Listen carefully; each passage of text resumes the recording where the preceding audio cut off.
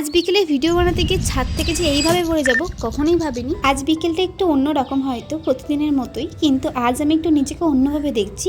আজ বিকেল থেকেই ভাবলাম ব্লগিংটা শুরু করি, কিন্তু কোনো বড় প্ল্যান ছিল না, শুধু নিজের মতন করে কিছু মুহূর্ত ধরে রাখার চেষ্টা করেছি। একটা সুন্দর পরিবেশ থেকে তোমাদের মনে হলো আমাদের বাড়ির চারপাশটা যে কিরকম দেখতে তোমাদের সাথে একবার শেয়ার করি। আমাদের বাড়ির তিন দিকে তিন রকম পরিবেশ, একদিকে হচ্ছে পুকুর, একদিকে হচ্ছে আমাদের বাড়ির খামার, আর একদিকে হচ্ছে রাস্তার রোড। জানো তো আমাদের বাড়ির খামারে না অনেক রকমের গাছ আছে, তার মধ্যে সব থেকে যেটা বেশি আছে সেটা হচ্ছে আম গাছ। আর তোমরা দেখলেই বুঝতে পারবে যে এই বছরে প্রচুর আম ধরেছিল, তার মধ্যে এই কয়েকটা রয়েছে। চলো তোমাদের সাথে গল্প করতে করতে রেডি হয়ে নেই, নাহলে এরপর সূর্যি মামা বাড়ি চলে গেলেই অসুবিধা। আমাদের এখানে জানো তো একটা দারুণ রাস্তা আছে, যে রাস্তায় গেলে আমার একদম মাইন্ডটা ফ্রেশ হয়ে যায়। তাই ঝটফট রেডি হয়ে নিলাম দুজন মিলে। এবার দুজন বলতে আমার মাও এখানে যাচ্ছে। আমি না কোনো জায়গায় একা খুব একটা যেতে কমফোর্টেবল পছন্দ করি না, যে কারণে আমার মাকে বা অথবা কাউকে নিয়ে যায়। বিকেলবেলা বাইরে বেরোলেই চপের দোকানে পাশ দিয়ে গেলেই এত সুন্দর চপ ভাজার গন্ধ বেরোয়। আমার না এই আলুর চপ খেতে ভীষণ ভালো লাগে, তাই এখান থেকে দুটো আলুর চপ আর একটা পেঁয়াজি নিয়ে আমি এখানে বেরিয়ে পড়লাম। এটাই হলো সেই রাস্তা, যেই রাস্তায় গেলে আমার মনটা ভীষণ ভালো হয়ে যায়। কেননা চারিদিকে খোলা মাঠ, হালকা বাতাস, তার সাথে একদম শান্ত একটা পরিবেশ। যখন এই মাঠ ঘাটে যাই তখন বিশ্বাস করবো না কত রকমের যে গাছ দেখি সেটার বলার বাইরে। ছোটবেলায় যেন এই গাছগুলোকে নিয়ে আমরা অনেক খেলতাম, কাঁটাওয়ালা ফুল গাছ, তার সাথে এই বন গাছের পাতাগুলোকে নিয়ে আমরা ভীষণ ভালো খেলতাম। এই ছোট ছোট জিনিসগুলোই আসলে আমাদের এভরিডে লাইফকে অনেক সুন্দর করে তোলে, যেগুলো আমরা অনেক সময় খেয়াল করি না।